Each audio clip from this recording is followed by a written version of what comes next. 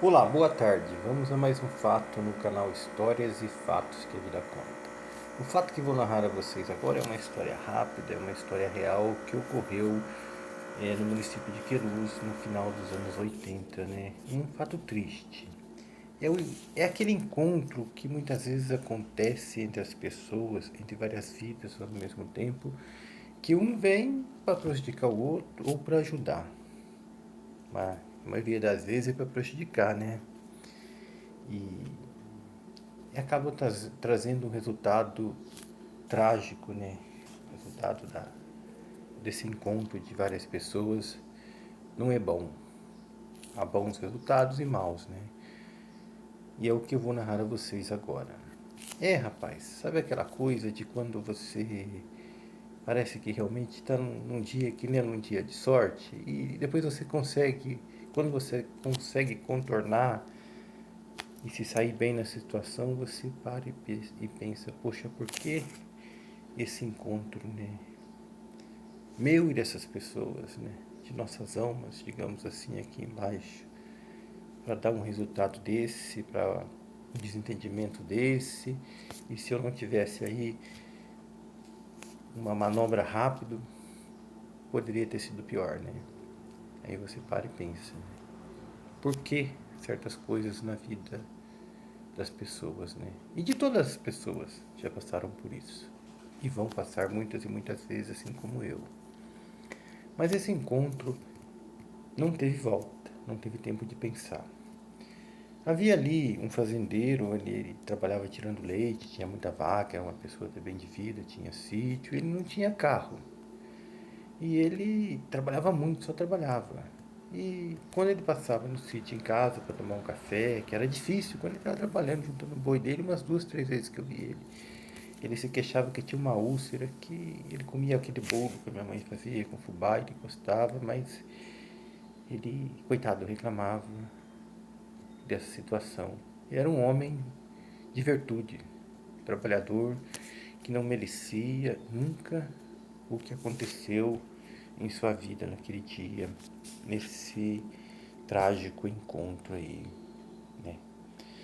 E conversando com meu pai, ele falou que ele estava arrumando o tratamento dele na Santa Casa de Resende e conseguiu lá a cirurgia.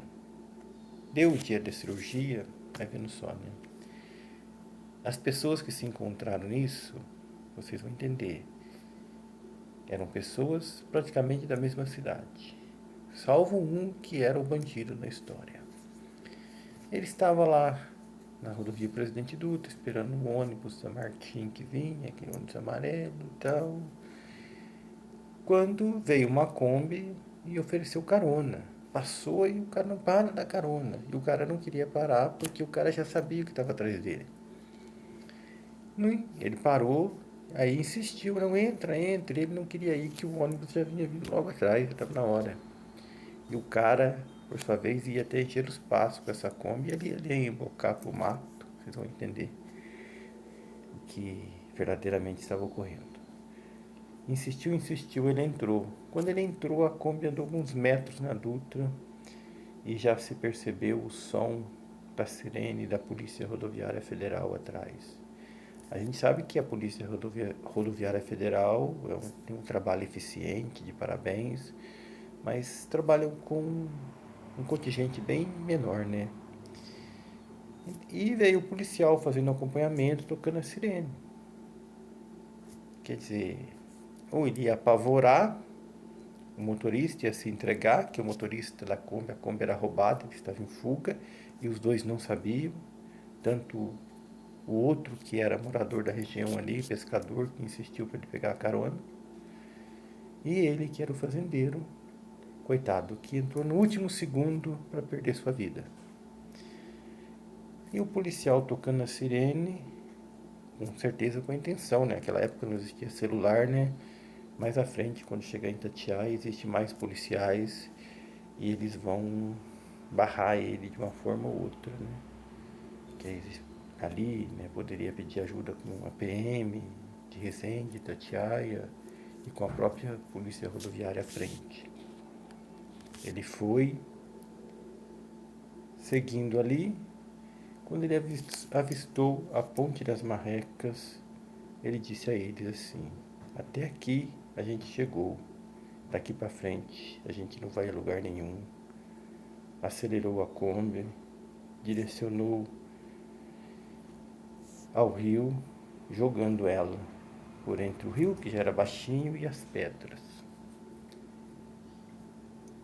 O motorista, que era o bandido que vinha dirigindo, que havia furtado o veículo, morreu no local. E mais, o fazendeiro não resistiu ao ferimento e morreram. E aí que eu digo, né?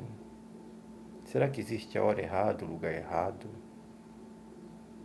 Por que as pessoas se cruzam em um mundo para as coisas dar uma tragédia dessa, um resultado tão negativo, com pessoas que trabalhavam, que lutavam com a vida e que não mereciam isso?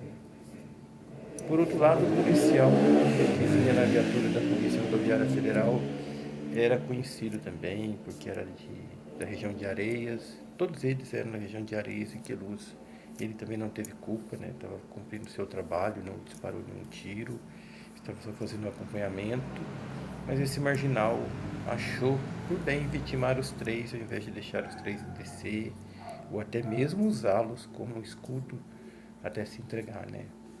Mas ele preferiu se suicidar e causar essa morte e a outra tentativa que o outro sobreviveu para contar a história, né?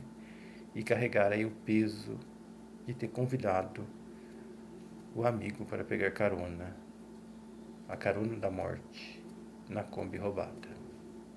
Muito obrigado a você que assistiu o vídeo, peço que dê o joinha e siga no canal.